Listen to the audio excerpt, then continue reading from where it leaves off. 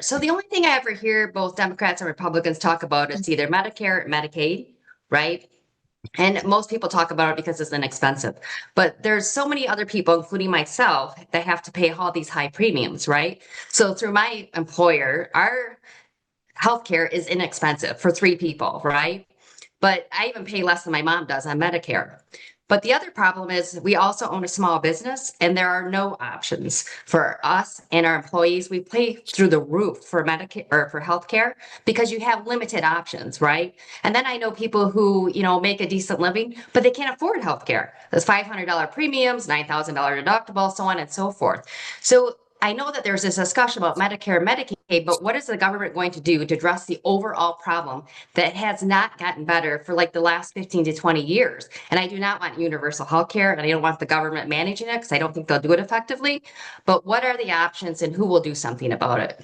Great question. Go ahead. Can I just say, I think that that's a wonderful question, because that is the next conversation that has to happen when we get past this shutdown, because the fact that we had to subsidize Obamacare in the first place needs to be a greater conversation. It's this big healthcare plan that we are so proud of and we've lifted up, but there really are issues with it. And I think this shutdown is one of the most glaring issues, because people were like, wait, there were subsidies for it. And it's like, yeah, there have to be subsidies for it. It's incredibly expensive. And like during COVID, it was incredibly hard for people to like maintain those payments and hit those premiums.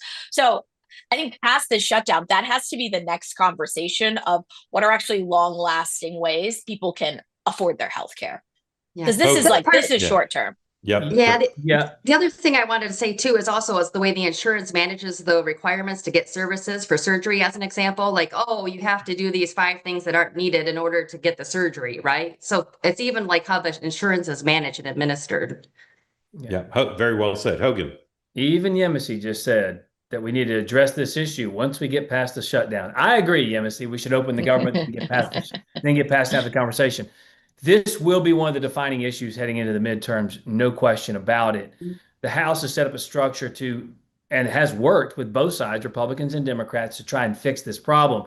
You said something funny, Tammy, that you said healthcare has gotten so bad in the last 15 years. What happened 15 years ago to healthcare? That's right. It was Obamacare. Now we're dealing with the same problems that we told would be fixed if we passed this wonderful thing, which of course it hadn't fixed anything. Premiums have gone up somewhere around 60%, and it should be noted, as high as 60% over the last 15 years of the program. It should be noted there was a reduction mechanism for people's payments to healthcare by about 15 to 18% in the One Big Beautiful Bill, of course, which Democrats voted against. But just understand this, the mere fact that if we open the government now and we wanted to continue the subsidies as they are continuing right now, Democrats have already said publicly they will reject that. So that is an admission that even continuing to give subsidies to this program at COVID era level numbers still won't sustain the program, admitting it is a complete and total abject failure. However, the conversation cannot and should not be, in my estimation as a strategist, about Obamacare, because people largely like Obamacare. They like their health care. What you need to discuss is, how do we bring down your premiums? How do we bring down your cost? Yeah. And my understanding, Republicans are on the precipice of announcing a plan that does just that. Okay. If you're listening on the podcast version of this program, and it is available as a podcast, you would have missed Hogan's promiscuous use of air quotes just now, just so you know. Healthcare. Exactly. Healthcare, air quotes. Tammy, thank you. A word from one of our sponsors, Cozy Earth, cozyearth.com.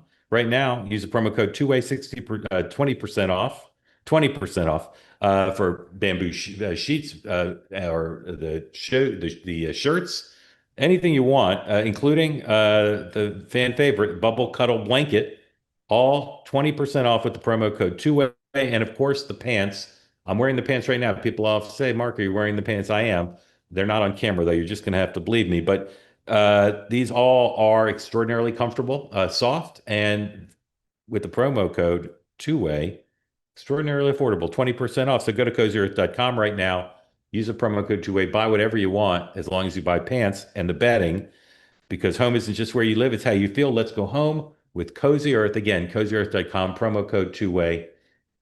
They say that something that's easy is like a walk in the park. Well, easier than a walk in the park, hit the subscribe button, be part of the 2way community, never miss an episode, be part of our conversations.